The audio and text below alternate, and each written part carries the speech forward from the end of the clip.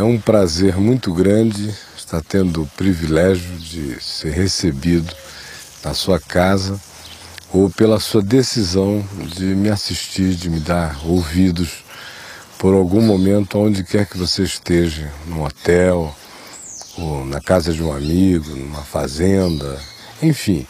O que importa é que dentro de você alguma coisa disse: eu quero ouvir, deixa eu ouvir.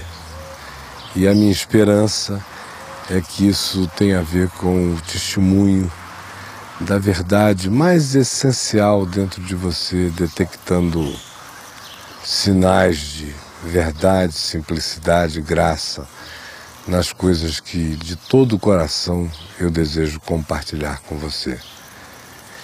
Antes disso, no entanto, muita gente me pede a chance, às vezes, de porque foi apanhada de súbito, não estava esperando e passou, viu, de que eu dê um minuto para que elas liguem para algumas pessoas, para que elas tenham a liberdade de ligar, dizendo: olha, assiste uma coisa aqui comigo no canal tal, porque vai fazer muito bem a gente.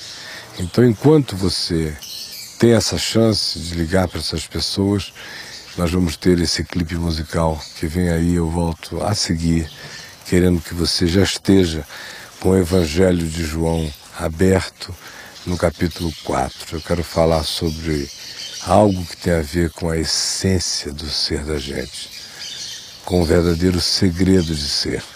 Até já, então.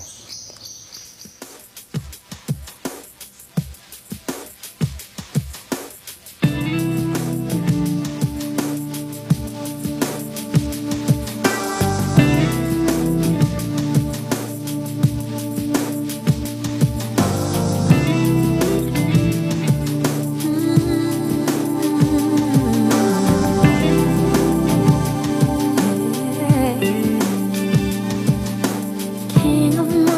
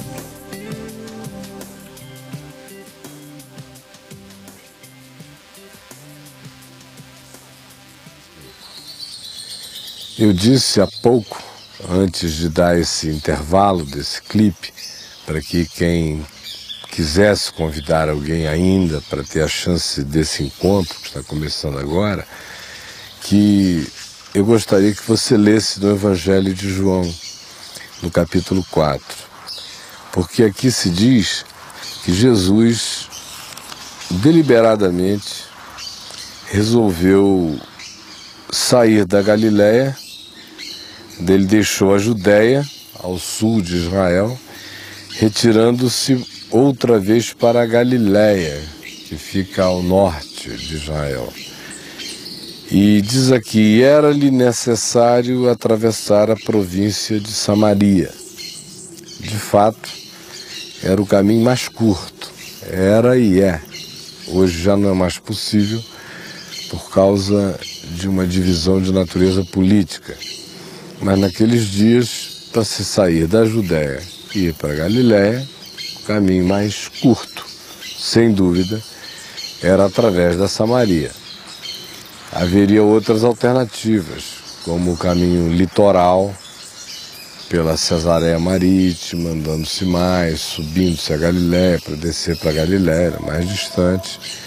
E haveria também a alternativa de se margear o Rio Jordão o tempo todo, evitando a região montanhosa de Samaria, que era onde de fato viviam os samaritanos.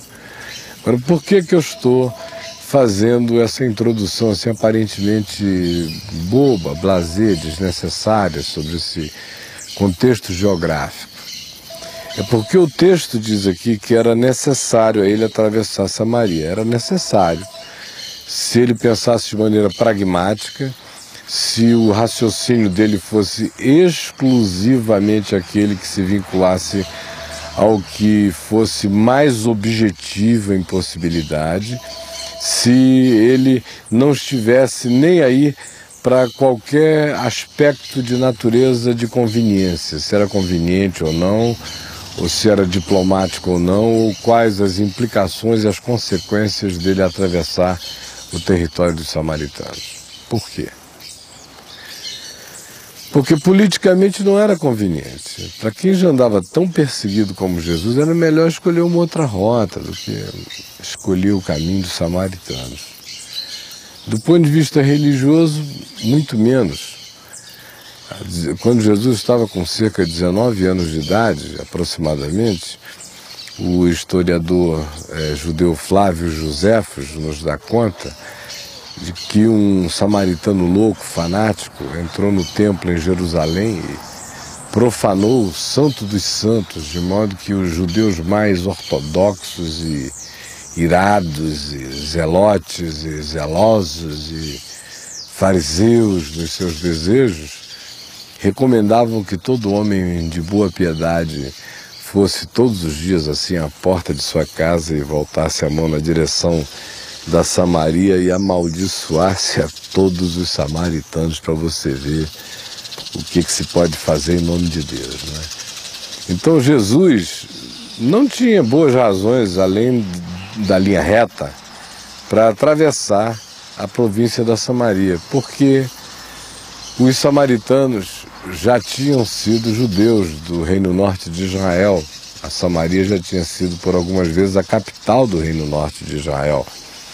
Depois da morte de Davi e do rei Salomão, o reino se dividiu em dois. A parte sul ficou com Roboão, com a capital em Jerusalém, a parte norte com Jeroboão. E os reis do Reino Norte de Israel, na maioria das vezes, colocavam as suas capitais ali à volta do que se convencionou chamar depois de grande região da Samaria, mas que onde originalmente havia a cidade de Samaria, aqui se está falando da região em relação a uma cidade chamada Siquém, que tinha uma importância histórica grande para os judeus e também para os samaritanos, porque eles eram judeus do Reino Norte e que tinham sido levados para o cativeiro antes dos judeus do Reino Sul.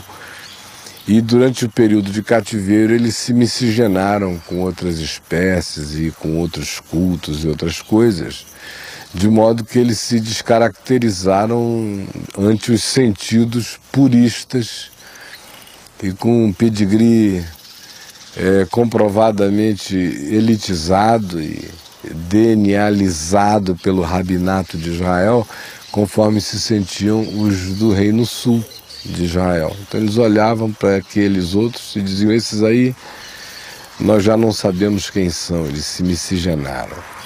Eles, todavia, diziam: nós sabemos quem nós somos, nós nos misturamos, mas nós continuamos filhos de Abraão e nós vamos ficar cultuando aqui no Monte Gerizim.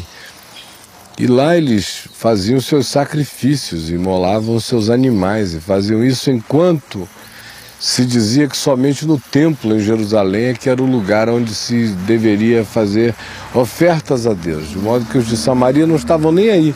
Eles faziam lá no Monte Gerizim as ofertas deles. Então, imaginem o clima, para se dizer assim que era necessário atravessar Samaria. Não era não. Foi uma decisão dele, passando por cima das inconveniências, das diplomacias. Ele chegou, ele foi direto, meio-dia, num lugar onde poderia haver água, que era um poço que Jacó tinha cavado. Aí os discípulos que tinham ido comprar alimentos não estavam presentes. Ele estava ali, ele olhou para dentro, viu o seu reflexo lá embaixo, mas não havia como puxar a água, quando de repente vem chegando uma jovem, uma mulher da cidade, com um cântaro na cabeça e todo o mecanismo de cordas para jogar o cântaro e puxar a água. E aí ele vira-se para ela e diz: mulher, dá-me de beber. E ela diz: como sendo tu judeu, pedes de beber a mim, que sou mulher samaritana? Porque os judeus não se davam com os samaritanos. Ao que lhe respondeu Jesus: se conheceras o dom de Deus, e quem é aquele que te pede, dá-me de beber, tu lhe pedirias, e ele te daria da água viva. Eu acho isso extraordinário. Está ali ele, absolutamente humano na sua sede, e absolutamente divino na sua determinação de estar onde estava, contra tudo, contra todos, de romper todas as burocracias, de enfrentar os ódios, as hostilidades, as interpretações, as malfalações, as línguas ferinas, até dos discípulos, que quando voltaram, na sequência do texto aqui nos diz, que eles ficaram assim, estupefatos de que Jesus estivesse falando com uma mulher, significando dizer que eles acharam que tinha sido assim meio estranho, meio impróprio, ele sozinho à beira de um poço com uma mulher, para fazer alusão assim a uma mulher, porque era uma mulher, porque se fosse assim uma senhorinha, ninguém ia achar estranho Jesus estar falando com a velhinha à beira do poço, e dizer: ai, que gracinha. E Jesus, botando a mão nas costas da velhinha, desentortou a velhinha, ela ficou curada e puxou sua própria água, e todo mundo: oh, aleluia. Mas como era uma mulher, e para ver essa designação, porque eles olharam, é o olhar deles, foi o que eles viram. Epa! Eles estavam falando deles mesmos. Geralmente, quando a gente enxerga as coisas assim, em relação aos outros, a gente só está enxergando a partir de nós mesmos, de modo que a gente está se entregando muito mais do que vendo o outro. Então eles se admiraram de que ele estivesse conversando com aquela mulher, porque qualquer um deles se colocou no lugar de Jesus. Em relação ao mulherão que estava ali, e a prova disso é que depois a gente vai ficar sabendo que os homens da cidade tinham extrema familiaridade com ela, e ela ascendência sobre eles. Eles é que se imaginaram na seguinte situação, os discípulos: se nós estivéssemos aí, se eu estivesse ali sozinho com ela, eu não sei se meu coração ia estar tão tranquilo assim não. Aí por isso se admiraram de que Jesus estivesse conversando com a mulher.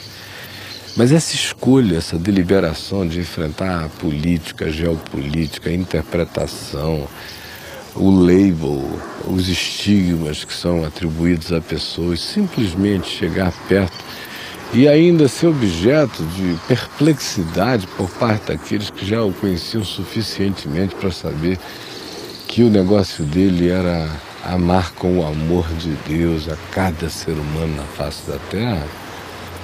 Mas ele enfrenta isso tudo porque alguém estava com sede.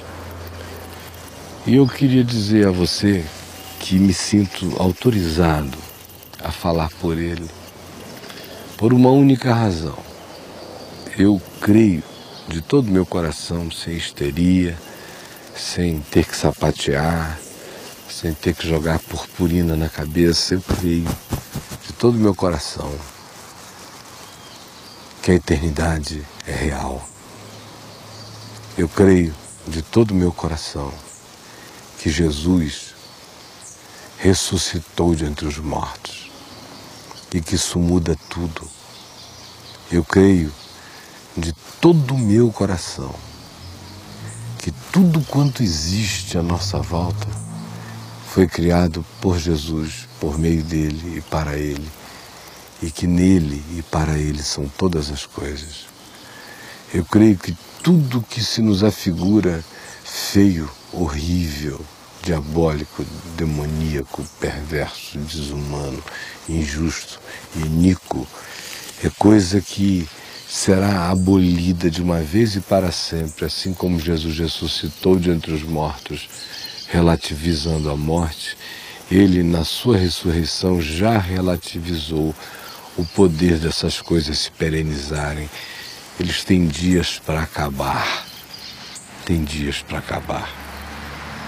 Eu creio de todo o meu coração que o amor de Deus por cada ser humano é algo tão extraordinário que eu me sinto autorizado pelo fato de Jesus ter ressuscitado de entre os mortos, e de eu crer nisso de todo o coração, a dizer a você que Ele está interessado em viver e em expor o amor dele, o nome dele, a graça dele, a misericórdia dele, a bondade dele sobre você.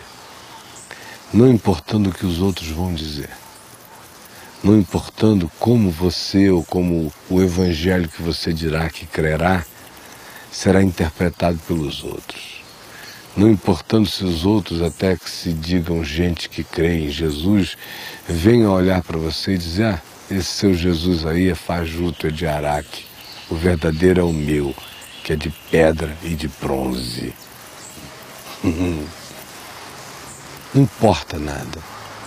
O que importa é que era necessário que esse dia existisse, era necessário que essa hora acontecesse, era necessário que a gente estivesse gravando aqui depois de um momento de chuva, era necessário que o cantinho fosse esse aqui, era necessário que eu estivesse dizendo a você do jeito que eu estou dizendo a você, era necessário que fosse como tudo está sendo, era necessário que fosse contra até alguém aí perto de você que não está muito confortável com você, está me ouvindo agora nesse momento. Era necessário que o seu coração estivesse tendo que me dar ouvidos nessa hora em que você está assim tão tomado de culpa, de aflições e de degradação na sua autopercepção, se sentindo tão mal em relação a várias coisas, mas era necessário que o dia fosse hoje, que a hora fosse essa. Foi por isso que eu cheguei aqui pedindo a você a chance da sua atenção, pedindo que você continuasse firme, vendo e agradecendo com muito carinho que você tivesse feito essa escolha de me deixar ficar aí falando alguma coisa. Foi o meu modo de dizer a você hoje, em nome de Jesus: dá-me de beber, deixa eu ficar como quem, se estivesse precisando trocar e falar, fosse eu. E você deixou, você iniciou essa conversa apenas para saber que essa história inteira está acontecendo, tudo isso aqui é deliberado, tem uma designação, tem um projeto. que tem a ver com chegar nessa hora, encontrar você aí assim, aparentemente por acaso, até com um monte de gente da sua casa, se está vendo você me ver, me assistir agora, já está até achando estranho, pô, ele está vendo, né? Ou então aqueles aos quais você vem dizer que gastou um tempo hoje de manhã me assistindo poderão até interpretar você de um certo modo. Não importa como, mas você sabe que o que está acontecendo é verdade. E que eu estou aqui para dizer a você o seguinte: se você conhecesse quem é o que está te oferecendo a água da vida, e não sou eu quem está fazendo essa oferta a você, eu a estou transmitindo a você em nome de Jesus, que é o que fala com esta mulher com quem ninguém quer falar. Se tu conheceras o dom de Deus, e quem é o que te pede, dá-me de beber, ou dá-me atenção, tu lhe pedirias, e ele te daria da água viva.